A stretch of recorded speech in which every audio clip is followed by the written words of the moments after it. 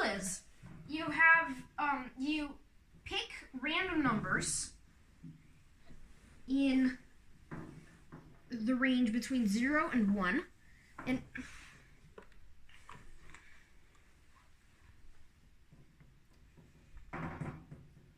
until the sum exceeds 1.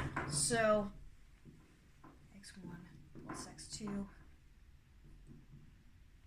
up to xn exceeds 1. Anyway, so what's the puzzle is how many numbers on average will you pick?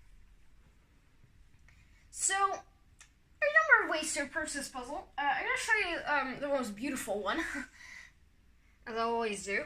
So what we're basically trying to do is find out the expected number of numbers. And so this is basically just 1 times the probability, the number of numbers you'll pick is 1, plus 2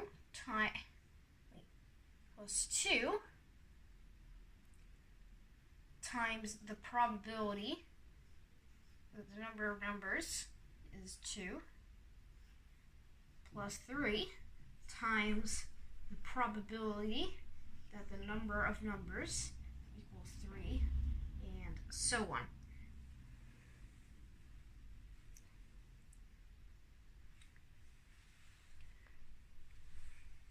That's the expected number of numbers you'll pick. What's the probability that the number of numbers you'll pick is greater than 0? 1, right? That's the entire point of the game. You keep picking random numbers. Probability that the number of numbers you'll pick is greater than 1. Think about it for a second. And this is a little trickier, but any number between 0 and 1 doesn't exceed 1 by itself. So in fact, this is also a probability of 1. Next, the probability of n being greater than 2. The number of numbers we'll pick is greater than 2. Well, we could try to estimate that, or we could turn to a little coordinate system here.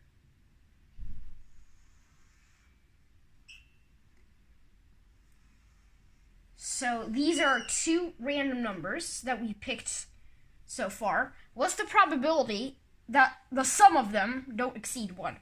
So what we're trying to do is we're just checking the region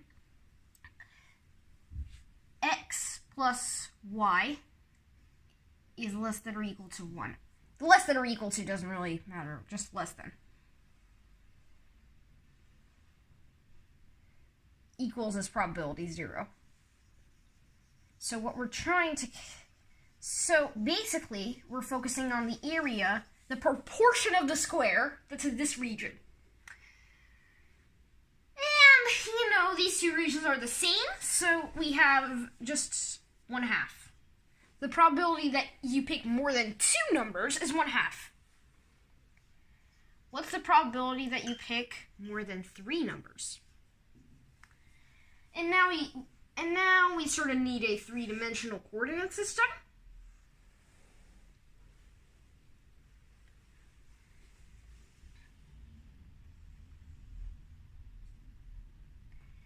And I'm going to attempt horribly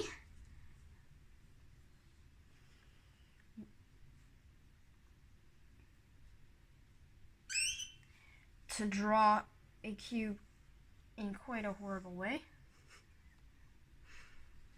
I don't know. And then what we want to do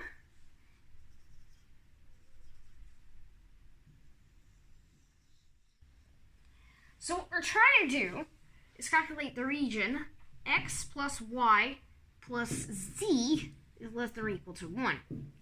So, well, if we draw a triangle, this will help, so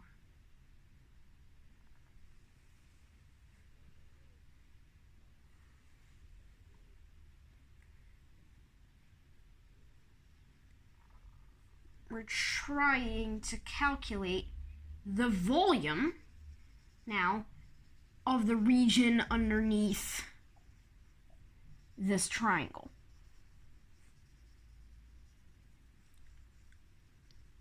Sorry if that's a little clutter, but drawing in 3D is clutter always. But you can sort of see the pyramid there. So what's the volume of this pyramid? Well, the volume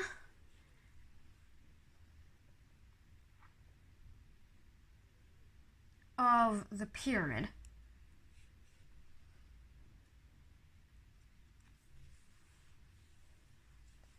is the worst drawing of a pyramid ever, is 1/3 of the area of the base of the pyramid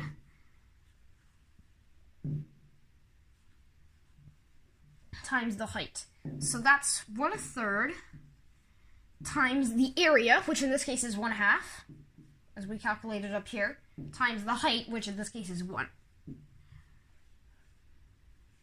Or in other words, that's 1/6. So this is a 1/6 that we pick more than 3 numbers. What's the probability that we pick, well, and you know, we could keep going to 4, but we hit kind of a problem here. We need a 4-dimensional space.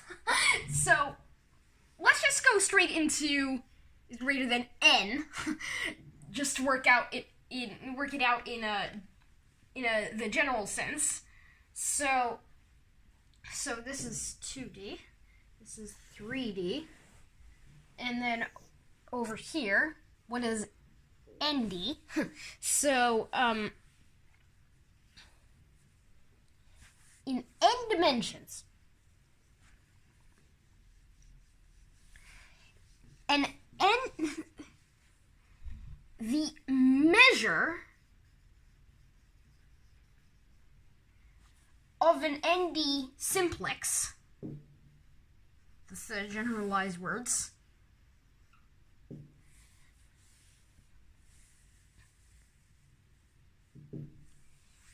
is the same as 1 over n factorial times the determinant of the matrix with the vertices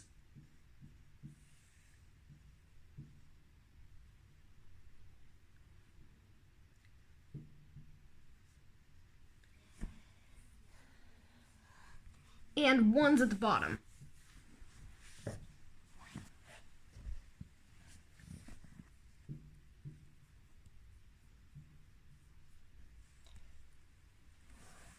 This seems complicated, but a bit of linear algebra will show this determinant will cancel out. This determinant is 1. So we get 1 over n factorial. And so, the probability that, and again, the probability that the number of numbers you'll pick is greater than n is, again, the measure of an ND simplex. So what we're going to do is we're going to just say 1 over n factorial. And so this is 1, this is 1 over 1 factorial, this is 1 over 2 factorial, this is 1 over 3 factorial, and this is 1 over n factorial. So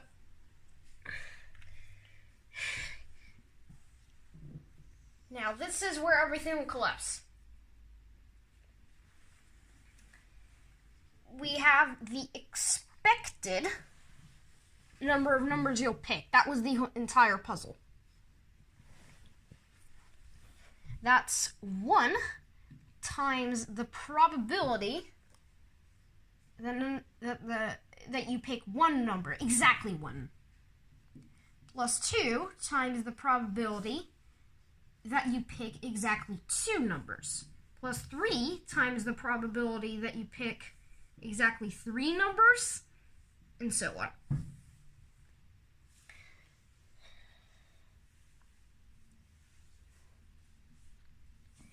Now,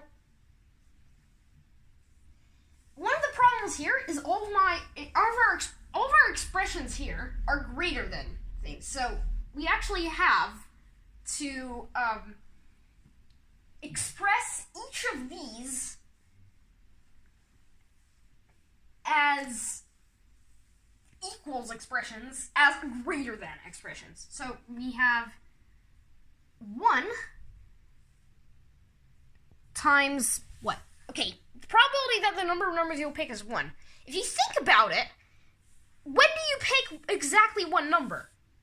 It's when you pick more than 0 numbers and don't pick more than 1 number. Then you pick exactly 1 number. So the probability, and I don't know, I'm going to use a square bracket here. The probability that the number of numbers is bigger than 0 minus the probability that you pick more than 1 number plus 2 times, and then you can keep going, the probability that you pick more than 1 number minus the probability that you pick more than 2 plus 3 times the probability that you pick more than 2 numbers minus the probability that you pick more than 3, and so on.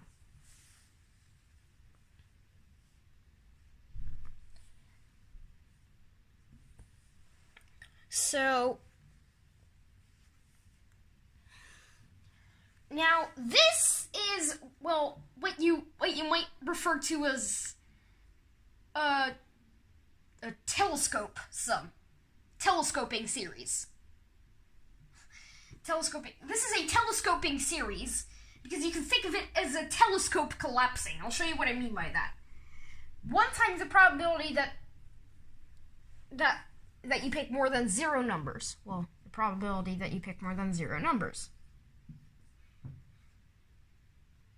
And plus, and now this is the first part where the telescope will collapse. You take away 1 lot of probability that you pick more than 1 number, and then you add 2 back in the next term. So that part of the telescope will sort of collapse into the probability that you pick more than 1 number. Right? You remove 1 lot, and then you add 2 back, so you just get 1 lot left. Same thing happening here. You remove 2 lots of the probability that you pick more than 2 numbers, but you add 3 back in the next term. Again, the telescope collapses, and you get the probability that the number of numbers you pick is greater than 2.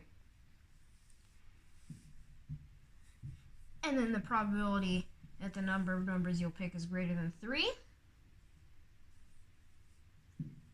And so on. So you get this sort of telescope collapsing. And you just get this. So you actually just add up all these numbers here. So now we're ready to just evaluate this. Probability that the number of numbers we pick is greater than 0. 1. Probability that the number of numbers you'll pick is greater than 1. 1 over 1 factorial. Probability that you pick more than 2 numbers. 1 over 2 factorial. Probability that you pick more than 3 numbers. 1 over 3 factorial. And so on. By this general case here, we can conclude that this will keep going forever. Now look at this. This might look familiar to you.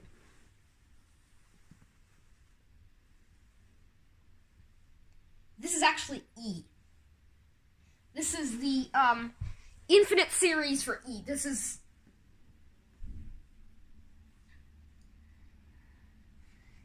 you might think of it as just this sort of property. I think that this is actually the defining property, and which is, or at least one of them. So